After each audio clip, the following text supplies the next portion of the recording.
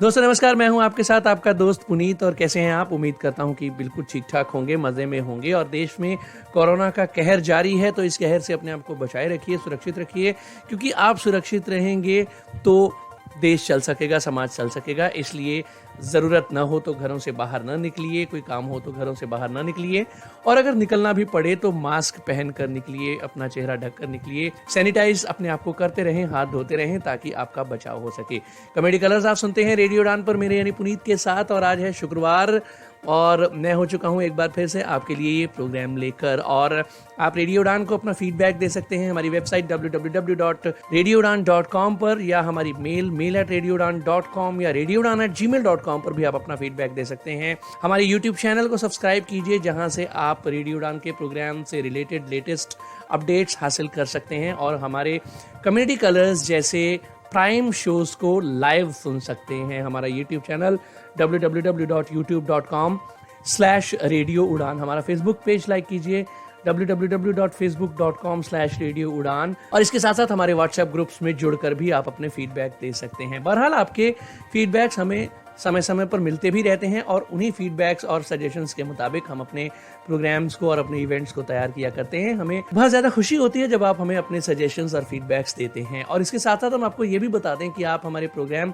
हमारी apps play store और app store दोनों से डाउनलोड करके भी सुन सकते हैं, या जो कंप्यूटर यूज़र हैं उनके लिए प्लेलिस्ट हमारी वेबसाइट www.radioudan.com पर अवेलेबल है, जहां से डायरेक्ट प्ले का बटन प्रेस करके भी आप हमें सुन सकते हैं, या हमारी विनैम्प या VLC मीडिया प्लेयर के लिए डिज़ाइन की गई प्लेलिस्ट से भी आप रेडियो उड़ान के प्रोग्राम्स का लुत्फ उठा सकते हैं। तो चलिए अब ज़्यादा बातें ना करते हुए शुरू करते हैं प्रोग्राम कम्युनिटी कलर। सबसे पहले सुनते हैं न्यूज़ हेडलाइंस।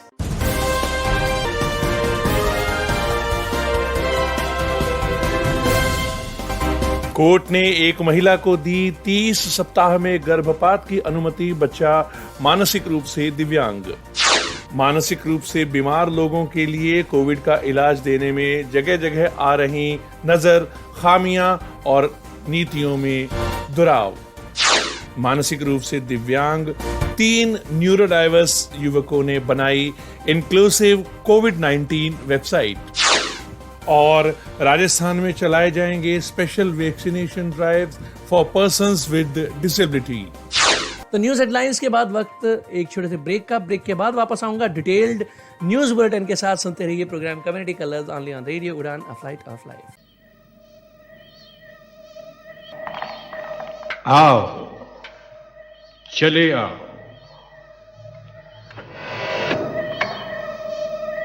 मैं जानता था कि तुम जरूर आओ। अगर तुम लोग ये समझ रहे हो कि तुम मुझे कोई ऐसी खबर सुना सकते हो जो मैं पहले से नहीं जानता, तो तुम गलत समझ रही हो। रेडियो उड़ान के बारे में जो इंफॉर्मेशन तुम मुझे देना चाहते हो वो मेरे पास पहले ही से मौजूद है। शायद तुम्हें नहीं पता कि शाहकाल ने रेडियो उड़ान को सुनना बहुत पहले शुरू कर दिया था, और मुझे इस बात की खुशी है कि दुनिया में कोई तो एक ऐसी चीज है जिसने शाहकाल को वक्त का पाबंद बना दिया, और वो है रेडियो उड़ान। ये एक ऐसा इंटरनेट रेडियो स्टेशन है जो हमारी दुनिया को आम दुनिया से जोड़ देता है। हमारे थके हुए दिमाग को राहत इसी रेडियो स्टेशन से मिलती है। मैं अपनी टीम के तमाम मेंबरान को ये ताकीद करता हूं कि वो अपनी फुर्सत के लम्हों में रेडियो उड़ान जरूर सुना करें और लॉग इन किया करें www.radioudan.com पर। मेरा ख्याल है कि ये बात आप सबकी समझ में अच्छी तरह आ गई। Goodbye, gentlemen. Happy listening.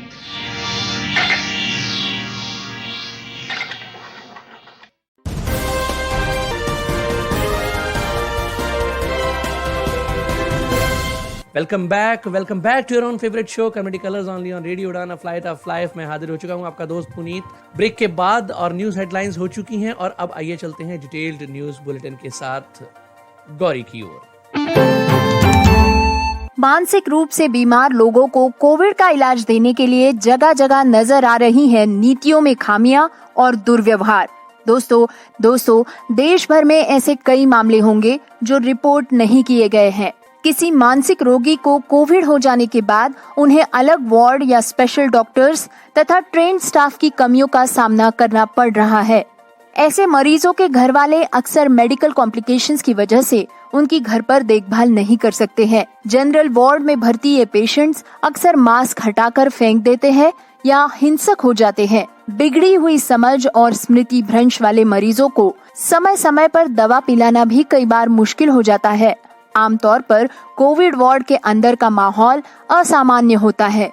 कई सामान्य रोगियों को भी इस माहौल में परेशानी होती है। तो सोचिए किसी मानसिक रोगी को ये कैसा लगता होगा। मनोरोग के बीमारों को कोविड का इलाज देते समय अधिक सावधानी से काम करना चाहिए। हालांकि मनोरुग्णों के लिए NIMHANS यानी national institute of mental health and neurosciences द्वारा एक दिशा निर्देश तैयार किया गया है जिसमें कोविड-19 भी शामिल है, लेकिन इन्हें अधिक विस्तार की और अधिक दिशा निर्देशों की जरूरत है। मानसिक रोगों से लड़ रहे लोगों के लिए अलग से नीति बनाकर उन्हें पहले टीकाकरण दिया जाना चाहिए। दोस्तों, ऐसी एक सिफारिश भी इंडियन साइकाइट्रिस्ट सोसाइटी ने सरकार को भेजी थी, जो दुर्भाग्य से लागू नहीं की गई। अब NIMHANS ने ऐसे रोगियों के लिए उनकी सुविधा को बरकरार रखते हुए कोविड-19 के साथ इलाज कराने का तरीका भी विकसित कर लिया है। पिछले साल से ही NIMHANS कोविड सेवाएं प्रदान कर रहा है। ये वास्तव में काफी दुखद है कि कोविड की वजह से अब तक भारत में 3 लाख से भी ज्यादा लोग मर चुके हैं, लेकिन आंकड़ों की माने तो मानसिक हताशा से भारत में हर साल लगभग 3.5 लाख लोग अपनी जान गंवा देते हैं। कोविड ने इस आंकड़े में इजाफा ही कर दिया है।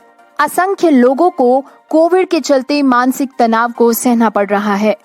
जरूरत है कि ऐसे लोगों को सही इलाज तथा सम्मानपूर्ण व्यवहार प्राप्त कराने के लिए सही नियमों और सुधारित नीतियों को लागू किया जाए। मानसिक रूप से विकलांग 3 न्यूरोडाइवर्स दिव्यांगों ने बनाई है इंक्लूसिव कोविड-19 वेबसाइट। दोस्तों, इस महामारी के दौरान जानकारी हासिल करना बहुत जरूरी है, लेकिन कोविड-19 से जुड़ी अधिकांश जानकारी विजुअली इम्पेयर्ड न्यूरोडाइवर्स लोगों और बुजुर्गों के लिए दुर्गम है। कई ग्राफ और चार्ट्स स्क्रीन रीडर के लिए उपलब्ध नहीं है और डेटा को समझना भी बहुत जटिल है। इस मुश्किल को हल करने के लिए भारत के 3 न्यूरोडाइवर्स व्यक्तियों ने एक सुलभ कोविड-19 डेटा वेबसाइट बनाई है, जिसका नाम है #hackcode.com/covid19। सरवण राज, प्रणव और प्रेम ये तीनों ही हैशकोड के छात्र हैं, जो समावेशी तकनीकी शिक्षा प्रदान करता है। हैशकोड के संस्थापक मनु सेकर, जिन्होंने परियोजना के साथ छात्रों की मदद की, वे बताते हैं कि सूचना तक समान पहुंच एक आवश्यक अधिकार है और इस तरह की अवधि के दौरान सभी को पता होना चाहिए कि उनके आसपास क्या हो रहा है। सरकारी वेबसाइटों और राज्य के मीडिया बुलेटिन में कोविड से संबंधित अधिकांश डेटा चार्ट और ग्राफ में है। संज्ञात्मक मुद्दों वाले व्यक्तियों को नेविगेट करने में कठिनाई हो सकती है। वे दूसरों के विपरीत जानकारी तक पहुंचने में सक्षम नहीं है। जब सरवण राज, प्रणव और प्रेम को इन कठिनाइयों का एहसास हुआ, तो वे एक सुलभ कोविड-19 डेटा वेबसाइट लेकर आए। तीनों ने सरकारी वेबसाइटों और राज्य मीडिया बुलेटिन से डेटा लिया है और एक सुलभ वेबसाइट बनाई है, जहां स्क्रीन रीडर के माध्यम से टेबल को आसानी से पढ़ा जा सकता है और नेविगेट करना भी आसान है। इस वेबसाइट पे जटिल डेटा को सरल रूप से विभाजित करके दिखाया गया है। दोस्तों, ये दुनिया में पहली बार है जब एक सुलभ कोविड-19 डेटा वेबसाइट न्यूरो डाइवर्स व्यक्तियों द्वारा बनाई गई है। हैशकोड के संस्थापक मनु सेकर ने आगे कहा कि तीनों बेहद प्रतिभाशाली है और उनमें काफी संभावनाएं हैं। अभी के लिए हम 6 भारतीय राज्यों पर कोविड से संबंधित डेटा दे रहे हैं। तीनों वेबसाइट्स का रखरखाव करते हैं और इसे रोजाना अपडेट भी करते हैं। उनके माता पिता ने पूरे प्रोजेक्ट में उनका साथ दिया। आधिकारिक तौर पर वेबसाइट लॉन्च करने से पहले हमने सामुदायिक परीक्षण चलाया और प्रतिक्रिया जबरदस्त थी। हमें कई अन्य महत्वपूर्ण डेटा वाली वेबसाइट बनाने के लिए सुझाव भी मिले हैं। चूंकि कई लोग मोबाइल फोन के माध्यम से डेटा एक्सेस कर रहे हैं, इसीलिए टीम ने मोबाइल उपकरणों के लिए भी वेबसाइट को स्वचालित कर दिया है। दोस्तों, प्रेम, प्रणव और सरवण राज की ये वेबसाइट दृष्टिबाधित और विशेष आवश्यकता वाले व्यक्तियों के लिए सुलभ है। सुनते हैं हैदराबाद से आ रही एक आशादायी खबर। हैदराबाद की कुछ डॉक्टर्स मिलकर दे रहे हैं वृद्धों और दिव्यांग जनों को उनके घर पर ही कोविड केयर। दोस्तों, जब हैदराबाद में कोविड का पहला मामला सामने आया था, तभी से डॉक्टर्स की एक टीम ने एकजुट होकर कोविड से पीड़ित बुजुर्गों और दिव्यांग जनों को उनके घर जाकर मुफ्त इलाज देने का निश्चय किया था। हेल्प हैदराबाद संस्था ने बुजुर्गों तथा घर पर ही रहने वाले कोविड पॉजिटिव दिव्यांग जनों के लिए ये सेवा शुरू की है। इस संस्था ने एक मुफ्त क्वारंटाइन सेंटर भी शुरू किया है। हेल्प हैदराबाद की सेक्रेटरी सबा कादरी ने बताया कि उनके पास यूएस, आयरलैंड, यूके और गल्फ से कई लोगों के फोन कॉल्स आते थे। वे बताते थे कि उनके माता पिता जो हैदराबाद में रहते हैं और कोविड से संक्रमित हो गए हैं, उन्हें मदद की जरूरत है। वे बुजुर्ग हैं और अपने बल पर इन परिस्थितियों से नहीं लड़ सकते हैं। साथ ही साथ उनसे ऐसे भी कई लोग जुड़ते थे जो कोविड का इलाज कराने तक का पैसा भी नहीं जुटा सकते थे। दोस्तों, हेल्प हैदराबाद से जुड़े डॉक्टर्स कोविड पेशेंट्स को रेगुलरली विजिट करते हैं और उनके सभी मेडिकल पैरामीटर्स का पूरा ध्यान रखते हैं। 4 गाड़ियां और अनेकों डॉक्टर्स की ये टीम बताती है कि उन्हें ये कार्य फर्स्ट वेव के दौरान ही शुरू करना था और अब मेडिकल कम्युनिटी के लोग इस सहायता के बारे में जानकर इसकी सराहना भी कर रहे हैं। दिव्यांगजनों तथा बुजुर्गों को मिलेगा घर के पास ही मौजूद टीकाकरण केंद्र पर टीका लगाने का मौका। दोस्तों, भारत के स्वास्थ्य विभाग ने कुछ ताज़ा दिशा निर्देश साझा करते हुए सभी राज्यों को NHCVC यानी near to home Covid vaccination centre में दिव्यांगों और वृद्धों का प्राथमिकता से टीकाकरण कराने के निर्देश दिए हैं। इसके तहत 60 साल के ऊपर के सभी बुजुर्गों तथा 18 वर्ष के ऊपर के सभी विकलांग व्यक्तियों को प्राथमिकता देते हुए उनका टीकाकरण किया जाएगा। इस दिशा निर्देश की मदद से अब community centres, NGO, old age homes, panchayat भवन, स्कूल बिल्डिंग्स तथा इलेक्शन के पोलिंग बूथ्स में टीकाकरण शुरू किया जाएगा। दिशा निर्देशों में आगे ये भी कहा गया है कि टीकाकरण के लिए यातायात के अरेंजमेंट्स भी जरूरत पड़ने पर की जा सकेंगी। दिव्यांगजनों को आवश्यकता है एक समावेशी परिवहन प्रणाली की। दोस्तों, कोविड के इस पैंडेमिक ने भारत की आम परिवहन प्रणाली को अभूतपूर्व क्षति पहुंचाई है। हमारे ट्रांसपोर्ट सिस्टम यानी परिवहन प्रणाली को पहले से ही काफी सुधार करने की जरूरत थी और आज ये जरूरत अधिक तीव्र हो गई है। जैसा कि हम सभी जानते हैं, भारत कोरोना की दूसरी लहर से गुजर रहा है और संभावित तीसरी लहर की तैयारी भी कर रहा है। अर्थव्यवस्था इस समय जबरदस्त तनाव में है। पहली वेव के बाद तेजी से रिकवरी का वादा अब विफल हो चुका है। आज लोगों को और व्यापार में सामान को सुरक्षित रूप से नियमित करने का कोई रास्ता नजर नहीं आ रहा है। गतिशीलता यानी मोबिलिटी और ट्रांसपोर्ट को नियमित करने के लिए बनाई जा रही नई प्रणालियां सभी के लिए समावेशी, सुरक्षित, विश्वसनीय तथा सस्ती होनी चाहिए। कहीं ऐसा ना हो कि गरीब जनता अपने आप को बद से बदतर परिस्थितियों में पाए। भारत का सबसे बड़ा अल्पसंख्यक वर्ग यानी 100 मिलियन से भी अधिक दिव्यांग जनों का समूह भी कुछ ऐसी ही स्थिति का सामना कर रहा है। दिव्यांग जन कोविड के प्रभावों के प्रति संवेदनशील है और व्यापक महामारी प्रतिक्रिया के परिणाम स्वरूप बड़े नुकसान के कगार पर है। जैसे जैसे प्रतिबंध लगाए जाते हैं, दिव्यांग जनों को रोजमर्रा के जीवन में अतिरिक्त बाधाओं का सामना करना पड़ता है। चिकित्सा देखभाल तक पहुंचना भी मुश्किल हो जाता है। यातायात को नियमित करने के लिए बनाई जा रही नई प्रणालियां दृष्टिबाधितों, सुनने में अक्षम तथा ऐसे दिव्यांगजनों को सहारा देने वाली होनी चाहिए जिन्होंने विकलांग होने के बावजूद अकेले सफर करने में खुद को सक्षम बनाया है। उदाहरण के तौर पर किसी ट्रेन स्टेशन या बस स्टेशन पर आवाज के आधार पर सही जगहों पर बैरिकेड्स लगाए जाने चाहिए, जिससे नेत्र बाधित व्यक्ति आवाज के आधार पर खुद को नेविगेट कर सके। यातायात को अविश्वसनीय और असुरक्षित बनाने वाली बाधाओं को हटा देना चाहिए। यात्रा के दौरान सुलभ प्रारूप में समय समय पर घोषणाएं की जानी चाहिए तथा यथासंभव सांकेतिक भाषा के वीडियोस भी चलाए जाने चाहिए। परिवहन की सुरक्षितता का ध्यान रखते हुए जगह जगह कोविड तथा सोशल डिस्टेंसिंग के बारे में विकसित हो रही सूचनाएं भी लगाई जानी चाहिए। पहले चलने, बस में चढ़ने जैसे कार्यों में अजनबियों की मदद ली जा सकती थी, लेकिन अब तो ये भी एक चिंता का विषय बन गया है। दोस्तों, सोचकर देखिए कि घर में माता पिता और पत्नी बच्चों का ख्याल रखने वाला कोई इकलौता कमाने वाला विकलांग व्यक्ति अगर केवल परिवहन प्रणालियों की खामियों की वजह से टीकाकरण का सफर नहीं कर सकता है, तो क्या ये उचित होगा? ये खामियां कई विकलांग व्यक्तियों के स्वतंत्र जीवन की दिशा में किए गए दशक भर के प्रयासों को उलट रही हैं। राजस्थान में चलाए जाएंगे special vaccination drives for persons with disabilities. दोस्तों, राजस्थान के स्वास्थ्य विभाग ने 18 साल के ऊपर के विकलांग व्यक्तियों के लिए एनजीओज और निजी संस्थानों को 100 पंजीकरण पूरे होने पर स्पेशल टीकाकरण कैंप्स लगाने के लिए आदेश दे दिए हैं। इस पर state human rights commission SHRC ने कहा है कि अगर एनजीओ के पास 100 से कम दिव्यांगजनों के पंजीकरण आते हैं तो प्राथमिकता से नजदीकी कोविड वैक्सीनेशन सेंटर पर उन्हें टीके लगाए जाएंगे।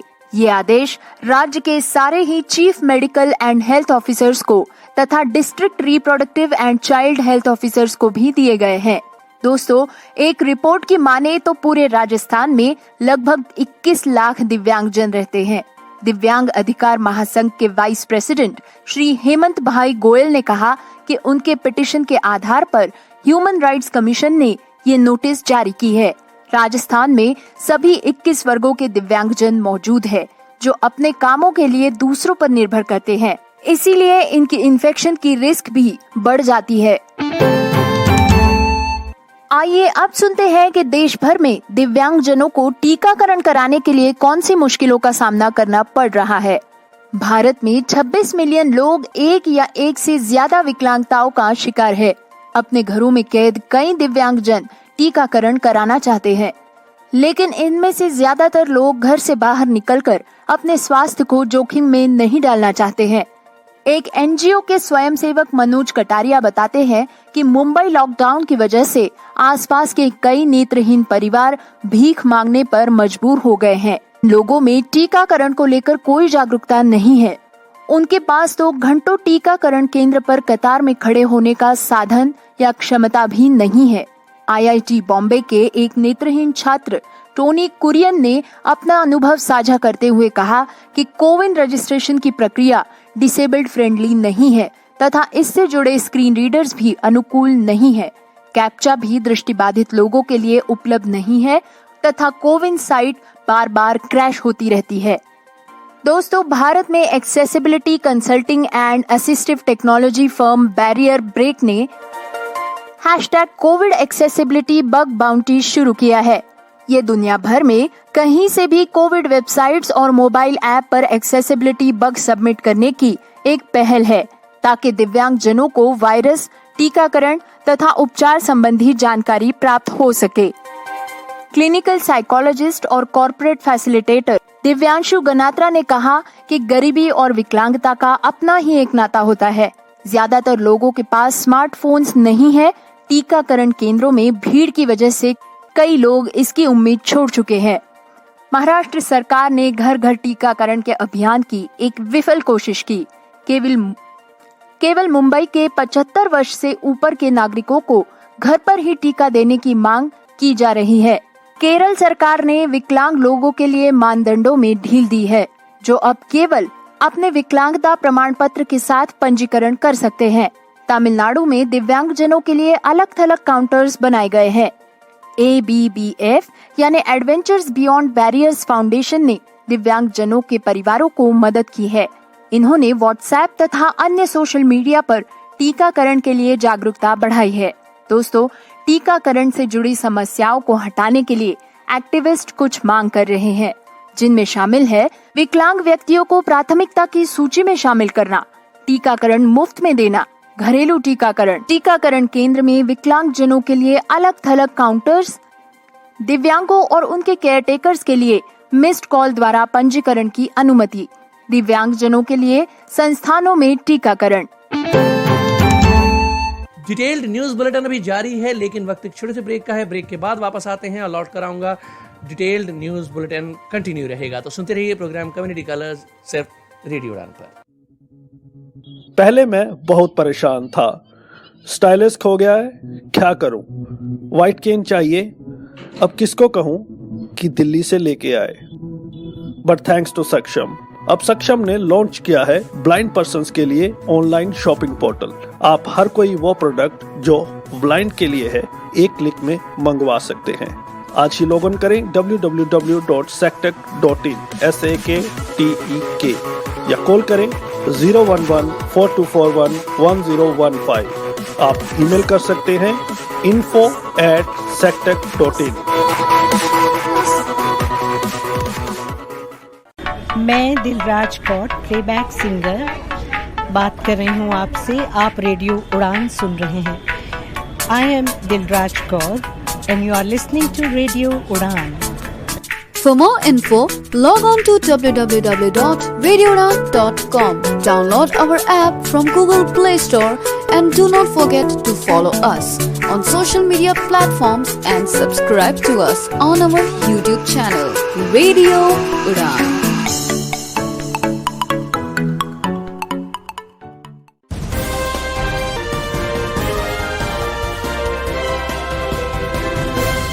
प्रोग्राम में फिर से स्वागत। डिटेल्ड न्यूज बुलेटिन जारी है, सुनते रहिए कम्युनिटी कलर्स प्रोग्राम। आगे बहुत कुछ है, my opinion section, community colours का एडिटोरियल भी होगा, लेकिन पहले सुन लेते हैं डिटेल्ड न्यूज बुलेटिन का बाकी हिस्सा।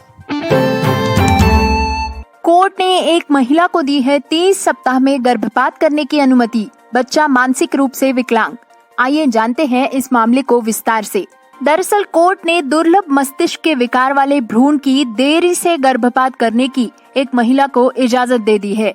भारत में गर्भधारणा के 20 सप्ताह के बाद गर्भपात करने की अनुमति नहीं होती है। हालांकि इस नियम में अदालतें अक्सर बलात्कार पीड़ितों और अजन्मे बच्चों के लिए बदलाव या शिथिलता प्रदान करती है। ऐसे ही एक मामले में मंगलवार को दिल्ली उच्च न्यायालय ने एक महिला को अपने जुड़वा बच्चों में से एक को गर्भपात करने की अनुमति दे दी है। इस बच्चे को बहुत ही रेयर बीमारी होने का पता चला था, जिसका नाम डैंडी वॉकर सिंड्रोम है। पहली बार में ही पता लगने पर महिला और उसके पति ने अबॉर्शन की मांग की, लेकिन देरी हो गई थी तथा अब उन्हें अदालत की अनुमति की आवश्यकता थी। डॉक्टरों ने बताया कि इस बीमारी के कारण बच्चे को दीर्घकालिक विकास संबंधी समस्याओं और मस्तिष्क में विकृति होगी। मीडिया को मिली एक रिपोर्ट के अनुसार मां ने अदालत से ये भी कहा कि वो अपने स्वास्थ्य के लिए गर्भपात के जोखिमों को समझती है। देरी से होने वाले गर्भपात माताओं के लिए घातक होते हैं। दिल्ली उच्च न्यायालय ने अखिल भारतीय आयुर्विज्ञान संस्थान के मेडिकल बोर्ड की एक रिपोर्ट के बाद दंपति के अनुरोध को स्वीकार कर लिया। इस रिपोर्ट में ये निर्धारित किया गया था कि रिपोर्ट के अनुसार गर्भपात मां के लिए उचित रूप से सुरक्षित होगा। दोस्तों, हाल ही में विकलांगता सहायता यानी मोबिलिटी सेवाओं पर GST से छूट मांगने के लिए याचिका दायर की गई है। ये केस है निपुण Malhotra versus union of India supreme court का। इन्होंने याचिका में कहा है कि अधिकांश विकलांगता उपकरणों पर 5% की दर से GST लगाया जाता है। इस तर्क से ये भी कहा जा सकता है कि किसी आम व्यक्ति को चलने के लिए किसी भी कर का भुगतान नहीं करना पड़ता है, मगर दिव्यांगजनों को इसके लिए 5% का कर भरना पड़ता है। श्री मल्होत्रा ने GST से छूट की मांग करते हुए GST परिषद के समक्ष एक वेवर रखने की अनुमति मांगी है। इसीलिए सुप्रीम कोर्ट ने याचिकाकर्ता को विकलांगता उत्पादों से जीएसटी हटाने के लिए जीएसटी परिषद के सामने एक प्रस्ताव रखने की अनुमति दे दी है, जिसके चलते याचिकाकर्ता की ओर से पेश हुए विद्वान परिषद अधिवक्ता श्री पिनाकी मिश्रा ने कहा कि वे याचिका पर जोर देना चाहेंगे। उन्होंने आगे कहा कि संविधान के अनुच्छेद 32 के तहत याचिका को जनहित में बड़ी संख्या में समान रूप से स्थित विकलांग व्यक्तियों के लिए स्थापित किया गया है।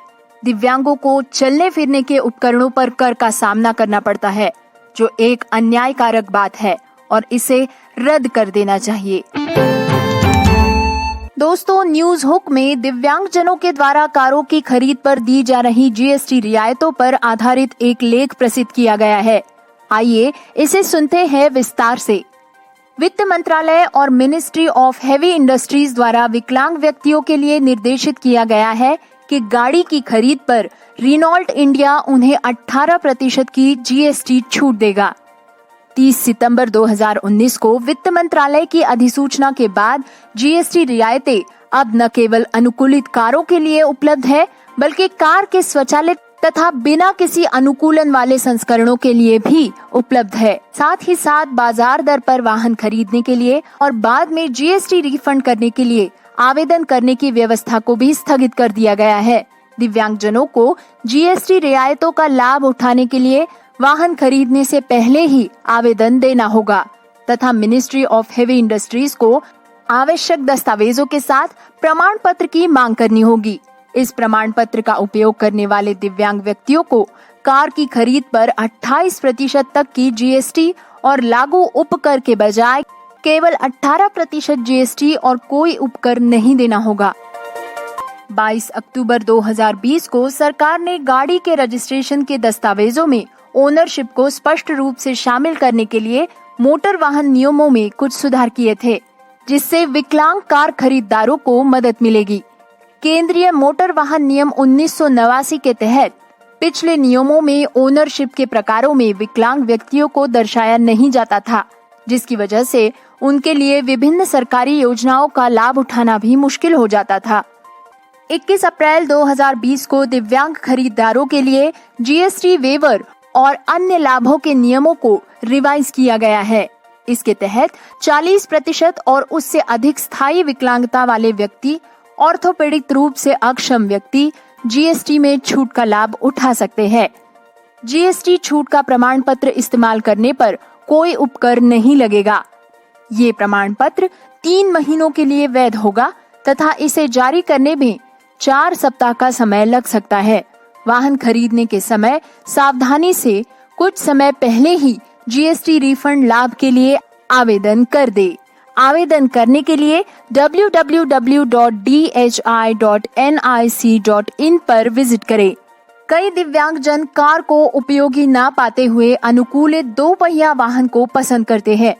वे 2 पहियों का वाहन खरीदते हैं और उसका अनुकूलन करके उसे 4 पहिए लगा देते हैं। फिलहाल तो 2 पहिया वाहनों की खरीद में दिव्यांगजनों के लिए जीएसटी पर कोई रियायत मौजूद नहीं है, लेकिन 2 पहिया वाहनों को इस दायरे में लाने से एक बड़े समूह को फायदा हो सकता है। दोस्तों, हालांकि सरकार ने जीएसटी और अन्य रियायतों की घोषणा कर दी है, लेकिन कई विकलांग हितधारकों के द्वारा शिकायत की गई है कि उन्हें कई बार मुकदमेबाजी करने के बाद ही जीएसटी प्रमाण पत्र प्राप्त होता है। कई बार संबंधित डॉक्यूमेंट्स प्राप्त करने में उत्पीड़न और देरी का सामना भी करना पड़ रहा है। जीएसटी रियायत का लाभ उठाने की बात आने पर कार डीलर्स की ओर से असहयोग और शिकायत के मामले भी सामने आ रहे हैं। छत्तीसगढ़ के कोरिया जिला के मनेन्द्रगढ़ ब्लॉक के केरा बहरा ग्राम में एक परिवार ऐसा है जहां 57 लोगों की दुनिया धीरे धीरे अंधेरी होती जा रही है। 4 पीढ़ियों से ये ग्राम ग्लूकोमा से पीड़ित होता जा रहा है। परिवार के सभी सदस्यों की धीरे धीरे रोशनी चली जाती है। अब 5वीं पीढ़ी के नौजवान भी पहले गंभीर रूप से बीमार होंगे, इसके बाद धीरे धीरे उनकी आंखों की रोशनी चली जाएगी। परिवार के एक सदस्य की पत्नी उसकी रोशनी चली जाने की वजह से उसे छोड़कर भी चली गई। आपको ये भी बता दें कि इस ग्राम केरा बहरा के इस परिवार की किसी ने भी आज तक सुध नहीं ली और न ही कोई सरकारी अमला इनकी सुध लेने पहुंचा। जब ये खबर छत्तीसगढ़ के स्वास्थ्य मंत्री को पहुंची तो उन्होंने यह वादा किया कि सरकारी खर्च पर इन सभी का इलाज कराया जाएगा। यहाँ आपको ये बता दें कि छत्तीसगढ़ के कोरिया जिले का यह ग्राम कोरिया मुख्यालय से 80 किलोमीटर दूर खेरा बहरा मनेन्द्रगढ़ जनपद पंचायत के अधीन आता है। इस खेरा बहरा पंचायत में वार्ड क्रमांक हरिजनपारा में 57 लोग रहते हैं।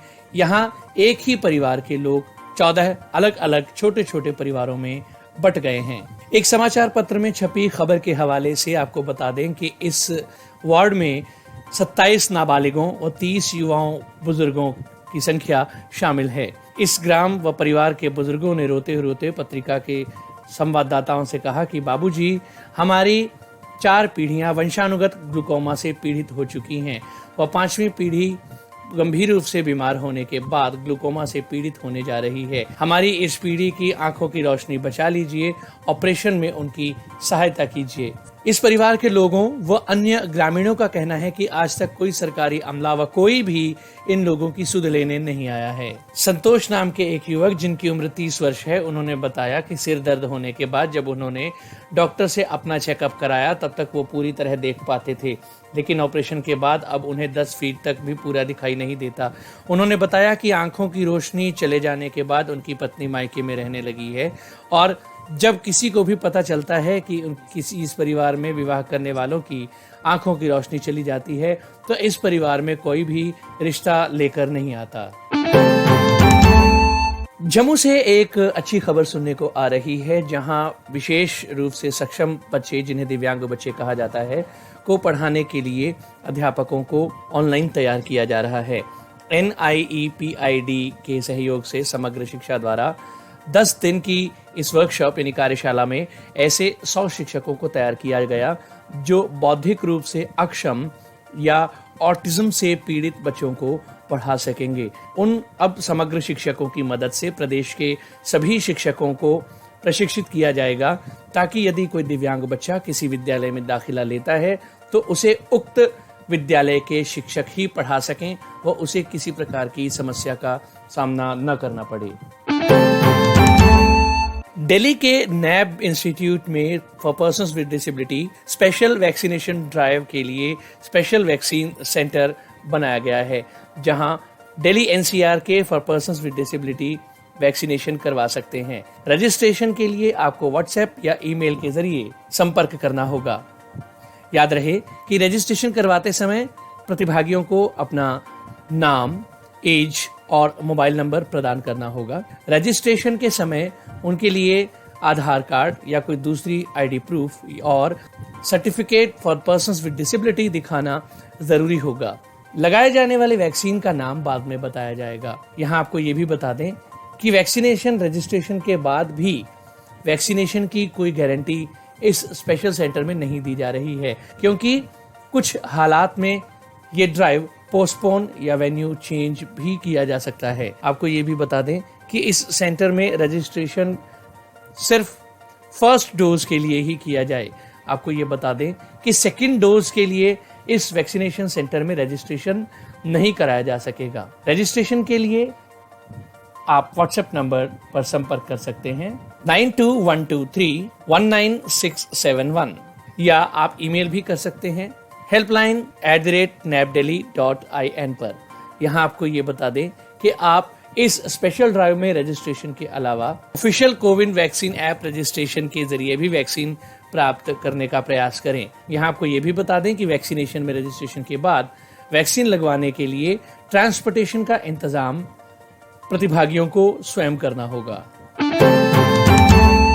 तो डिटेल न्यूज़ बुलेटिन में आपने अब तक की जो इस वीक की खास खबरें सुनी और उम्मीद करते हैं कि आपको नई नई अपडेट्स ज़रूर मिली होंगी। और हम हमेशा कहते हैं कि आप भी अगर कोई अपडेट हम तक पहुंचाना चाहते हैं तो mail@radioudan.com या radioudan@gmail.com पर भी आप हमें न्यूज़ भेज सकते हैं और हमारी कोशिश होगी कि उस न्यूज़ को वेरीफाई करके इस प्रोग्राम में हम शामिल करें। तो बहरहाल डिटेल न्यूज़ बुलेटिन के बाद वक्त एक ब्रेक के बाद वापस आएंगे। ब्रेक के उस पार होगा सेक्शन आवर ओपिनियन या हमारी राय दानिश महाजन के साथ। तो सुनते रहिए programme community colours only on radio Udan, a flight of life.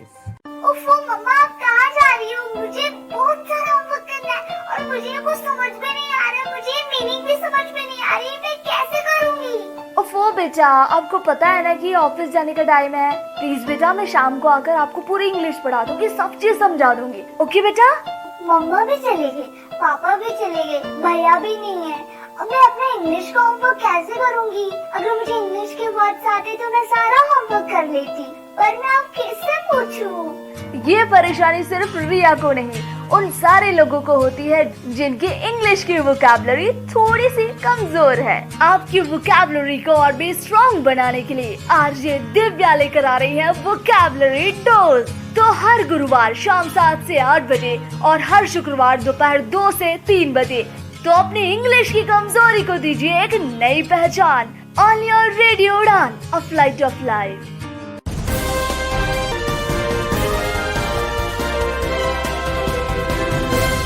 Break के बाद मैं फिर से आपके साथ हूं, आपका दोस्त पुनीत। और चलिए अब बढ़ते हैं माय ओपिनियन सेक्शन की ओर। पेश कर रहे हैं दानिश महाजन। जी दोस्तों नमस्कार, मैं हूं दानिश महाजन और कम्युनिटी कलर की सेगमेंट अवर ओपिनियन में आपका स्वागत है। अगर आपके पास कोई न्यूज़ है तो आप danish.mahajan88@gmail.com पे शेयर कर सकते हैं। danish.mahajan88@gmail.com।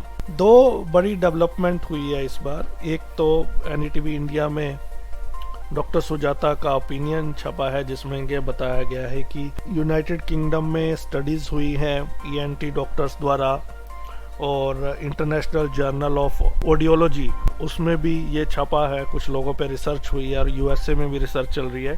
तो सभी को ये मालूम है कि जो कोविड है वो स्किन को इम्पैक्ट करता है। ठीक होने के बाद स्किन एलर्जी के काफ़ी केस आए थे।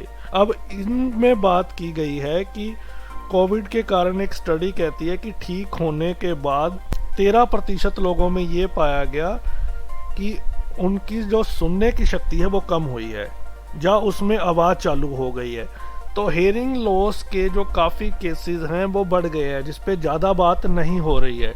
13% एक बड़ा नंबर होता है। तो ये कोक्लिया को डैमेज कर रहा है। जो ऑर्गन डैमेज की बात आ रही थी कि कोक्लिया को इम्पैक्ट कर रहा है। इससे जो एयर एक है, जब आप ठीक हो जाते हैं, रिकवर हो जाते हैं कोविड के बाद, तो लगभग 8 सप्ताह तक अगर आपको बीच में एयर एक है, कानों में दर्द है या डिजीनेस है, कानों में कुछ हो रहा है, तो आपको जल्द से जल्द अपने डॉक्टर से कंसर्न करना चाहिए।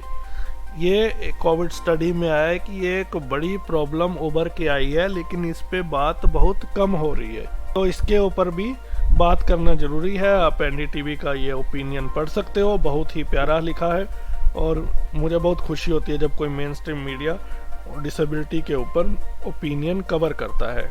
दूसरी खबर है एक और बहुत इम्पोर्टेंट। हमने बहुत कम सुना होगा कि हम भी बात करते हैं डिसेबिलिटीज़ की, उन एरियाज़ की जो कभी चर्चा का विषय बनते ही नहीं है, जैसे लक्षद्वीप। लक्षद्वीप में कुछ दिनों से काफ़ी उथल पुथल चल रही है, वो पॉलिटिकल है। अब बोलेंगे पॉलिटिकल है तो यहाँ आप क्यों डिस्कस कर रहे हो?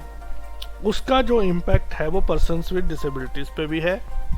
एनपीआरडी ने एक प्रेस स्टेटमेंट जारी की है जिसमें ये बताया गया है कि पिछले सितंबर से लेके अब तक एक बड़े डिसेबल्ड सेक्टर को पेंशन नहीं दी जा रही है। जो पेशेंट को एक जगह से दूसरे ले जाने के लिए एयर एम्बुलेंस थी 3, वो टूरिज्म या एडमिनिस्ट्रेटिव पर्पस के लिए यूज़ की जा रही है। वहाँ पे जो डिसेबिलिटी एडवाइजरी बोर्ड की मीटिंग होनी है हर 6 महीने में एक बार, वो अभी तक नहीं हुई है। जो high support persons with disabilities हैं उनके लिए जो दवाइयाँ हैं उसका स्टॉक नहीं रखा जा रहा है, बहुत शॉर्टेज है, वहाँ पर बहुत दिक्कत आ रही है। तो ये चिंता का विषय है क्योंकि वहाँ बहुत ज़्यादा हॉस्पिटल तो है नहीं, दूसरी जगहों पर लेके जाना पड़ता है। और वहाँ अनफॉर्चुनेटली जो हमारी ऑर्गेनाइजेशंस है कभी उसका जिक्र भी नहीं करती है। तो एक अच्छी बात है कि एनपीआरडी ने इसको उठाया है। बाकी ऑर्गेनाइजेशंस को भी अपने कॉन्टैक्ट को यूज़ करके इन स्टेट्स में जाना चाहिए, आइलैंड्स पे जो यूनियन टेरिटरी है वहाँ जाना चाहिए, पता करना चाहिए कि वहाँ सिचुएशन क्या है। वहाँ भी हमारे भाई बहन रहते हैं और गवर्नमेंट्स, आपको मालूम है कि दिल्ली जैसी जगह पे, जब चंडीगढ़ या फिर कोई भी कैपिटल है, वहाँ इतना बुरा हाल है जब पर्सन्स विद डिसेबिलिटीज़ का, जहाँ डिसेबल्ड की कोई बात सुनने को है नहीं, बात करने को कोई है नहीं, वहाँ क्या हाल होगा। तो ये चीज़ें लक्षद्वीप में हो रही हैं। हमारी अपील गवर्नमेंट से यही है कि पर्सन्स विद डिसेबिलिटीज़ की जो मांगे हैं उनको आप ध्यान में रखते हुए उनको मेडिसिन प्रोवाइड करवाएं, उन्हें उनकी जो पेंशन है वो प्रोवाइड करवाएं, और जो उनके कंप्लेंट्स है, रिडर्सल्स है, उसको सॉर्ट आउट किया जाना चाहिए, और प्रायोरिटी से उनकी वैक्सीनेशन होनी चाहिए, और उनके जो ड्यूज़ है उनको दिए जाने चाहिए। तो ये भी अपील है कि अगर लिसनर आप लक्षद्वीप से हैं तो हमें और वहाँ की सिचुएशन बताएं, और जो हमारी मेन स्ट्रीम ऑर्गेनाइजेशंस हैं उनसे यही अपील है कि आप वहाँ की सिचुएशंस का भी जायजा लें। तो ये 2 बड़ी खबरें थी, सोचा कि ये आपके साथ शेयर करूं। अगले सप्ताह फिर मिलेंगे, तब तक दीजिए इजाजत, नमस्कार। उम्मीद करेंगे कि आपको ये सेगमेंट पसंद ज़रूर आया होगा, और आप अपना फीडबैक इस सेक्शन और पूरे प्रोग्राम के मुताल्लिक हमें ज़रूर देंगे। और फीडबैक देने के जो तरीके हम पहले प्रोग्राम की शुरुआत में बता चुके हैं, तो आप किसी भी तरीके से अपना फीडबैक हमें भेज सकते हैं। प्रोग्राम के अब अंजाम का वक्त हो रहा है, लेकिन चलते चलते जॉब अलर्ट्स। आइए दोस्तों, अब सुनते हैं गवर्नमेंट जॉब अपॉर्चुनिटी फॉर दिव्यांगजन। दोस्तों, नेशनल वाटर डेवलपमेंट एजेंसी यानी NWDA ने जूनियर इंजीनियर की पोस्ट के लिए आवेदन की स्वीकृति शुरू कर दी है। इस जॉब के लिए low vision, leprosy cured persons, hard of hearing, 1 arm 1 leg handicapped, dwarfism, cerebral palsy, acid attack victims अपना आवेदन भेज सकते हैं। इसके लिए मिनिमम डिप्लोमा क्वालिफिकेशन आवश्यक है। जॉब का लोकेशन दिल्ली है तथा आवेदन की अंतिम तारीख 25 जून 2021 है। अधिक जानकारी के लिए सार्थक एजुकेशनल ट्रस्ट के जॉब पोर्टल पर विजिट करें। सार्थक एजुकेशनल ट्रस्ट की वेबसाइट है www.sarthakindia.org। दिल्ली अधीनस्थ चयन सेवा बोर्ड यानी DSSSB द्वारा ट्रेंड ग्रेजुएट टीचर्स यानी TGT प्रशिक्षित स्नातक शिक्षकों के लिए 5,807 पदों के लिए आवेदन इच्छुक व योग्य उम्मीदवारों से आमंत्रित हैं। इन पदों पर आवेदन करने की तिथि 4 जून और आवेदन करने की आखिरी तारीख 3 जुलाई 2021 है। आपको बता दें कि 4 जून यानी आज से इन पदों पर आवेदन प्रक्रिया आरंभ हो चुकी है। आवेदन करने के लिए ऑनलाइन पोर्टल www.dssSB.gov.in। आइए आपको पदों का विवरण दे दें। TGT इंग्लिश महिलाओं के लिए 961 पद, TGT उर्दू पुरुषों के लिए 346 पद, TGT बांग्ला महिला के लिए 1 पद, TGT अंग्रेजी पुरुषों के लिए 1029 पद, TGT उर्दू महिलाओं के लिए 571 पद, TGT संस्कृत पुरुषों के लिए 866 पद, TGT संस्कृत महिलाओं के लिए 1159 पद, TGT पंजाबी पुरुषों के लिए 382 पद, TGT पंजाबी महिलाओं के लिए 492 पद। यदि शैक्षणिक योग्यता की बात करें तो अभ्यर्थियों के पास ग्रेजुएशन के साथ साथ B.Ed और C.TET क्वालिफाई होना जरूरी है। वेतनमान की यदि बात की जाए तो अभ्यर्थियों को 9,300 रुपए से 34,800 रुपए तक का वेतनमान प्रदान किया जाएगा। अभ्यर्थी ऑफिशियल पोर्टल dssSB.delhi.gov.in पर 4 जून से आवेदन कर सकते हैं। याद रहे, आवेदन करने की आखिरी तारीख 3 जुलाई 2021 है। PSPCL यानी Punjab state power corporation limited में इस 31 मई 2021 से अनेक 2,632 पदों पर आवेदन आमंत्रित किए जा रहे हैं, जिनमें सहायक लाइनमैन यानी असिस्टेंट लाइनमैन, सहायक अभियंता विद्युत यानी जूनियर इंजीनियर इलेक्ट्रिसिटी, क्लर्क, राजस्व लेखाकार आदि पद सम्मिलित हैं। इन पदों पर आवेदन के लिए देखें PSPCL की ऑफिशियल वेबसाइट। इन पदों पर आवेदन करने की आखिरी तारीख 20 जून 2021 है। यहाँ आपको ये बता दें कि आरक्षित वर्ग यानी रिजर्व कैटेगरी में आवेदन करने वाले प्रतिभागियों को 1 जनवरी 2021 या उसके बाद का निवास प्रमाण पत्र सम्मिलित करना आवश्यक होगा। आइए आपको पदों की विस्तृत जानकारी दे दें। रेवेन्यू अकाउंटेंट 18 पद, क्लर्क 549 पद, जूनियर इंजीनियर 75 पद, असिस्टेंट लाइनमैन 1700 पद, असिस्टेंट सबस्टेशन 290 पद। अगर शैक्षणिक योग्यता की बात की जाए तो अलग अलग पदों पर आवेदन करने के लिए भिन्न भिन्न शैक्षणिक योग्यताएं निर्धारित की गई हैं।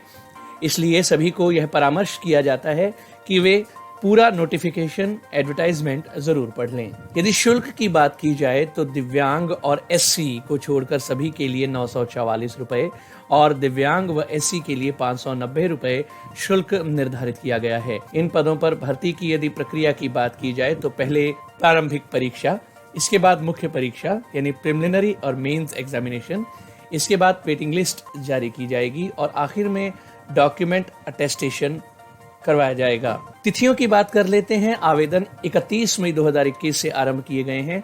आवेदन करने की आखिरी तारीख 20 जून 2021 व शुल्क जमा करने की आखिरी तारीख 20 जून 2021। जॉब अलर्ट्स के बाद अब आइए आखिर में प्रोग्राम के जानते हैं न्यूज हेडलाइंस एक बार फिर।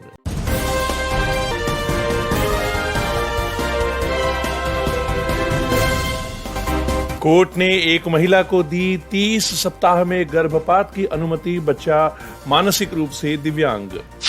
मानसिक रूप से बीमार लोगों के लिए कोविड का इलाज देने में जगह जगह आ रही नजर खामियां और नीतियों में दुराव।